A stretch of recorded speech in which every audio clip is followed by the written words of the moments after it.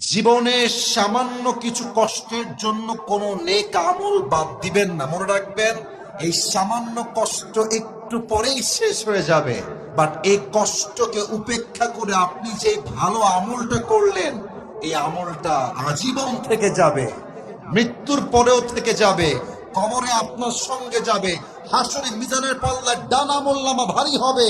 এই ভালো আমলটা একদিন আপনাকে জান্নাতের সুউচ্চ মাকামে পৌঁছে দিবে, ঠিক কিনা বলেন? জীবনে সামান্য শান্তির জন্য গুনাহের কাজ করবেন না, আর জীবনের সামান্য কষ্টের জন্য কোনো নেক আমল ছাড়বেন না। বুঝেন? এদিকে তাকান, এটা কি গরমকাল না শীতকাল? আপনারা কথা না বললে তো ওয়াজ হবে না। গরমকাল না শীতকাল? শীতকালে ভোর রাত উঠতে খুব কষ্ট হয় না? কষ্ট হয়, ঠান্ডা লাগে, তাহাজ্জুদ পড়তে মনে চায় না, ঠান্ডা পানিতে উজু করতে মনে চায় না। প্লিজ একটু বোঝেন, এই 10টা মিনিট কষ্ট করে উঠে যান, উজু করে না, কষ্ট কিন্তু দূর হয়ে যাবে। কিন্তু 10টা মিনিট যে আপনি স্যাক্রিফাইস করে ফজরের নামাজটা পড়লেন, তাহাজ্জুদটা পড়লেন, এই আমলটা আজীবন আপনার জীবনের সঙ্গী হয়ে যাবে, ঠিক কিনা বলে?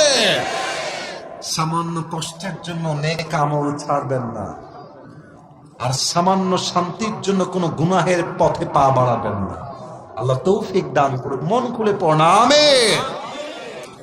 2 নাম্বার কথা, বিশেষ করে আমার কলিজার টুকরা যুবক ভাইদের জন্য, please listen to me with full concentration. মনোযোগ দিয়ে কথাগুলো শুনবা। ড্রিম বিগ, স্বপ্নকে বড় করো।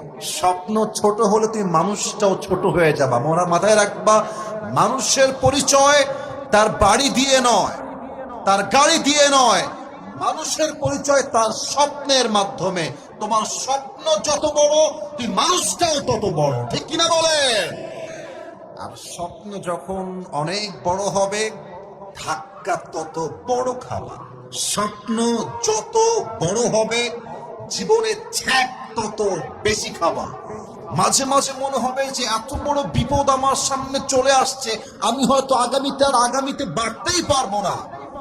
যত বড় ধাক্কা খাবা, আবার ঘুরে দাঁড়াও, সামনে এগিয়ে যাও, আল্লাহর উপর ভরসা রাখো। তোমার ভরসা আল্লাহর উপরে হবে, তোমার স্বপ্ন আল্লাহ নিজেই পূরণ করে দিবে, ঠিক কিনা বলেন?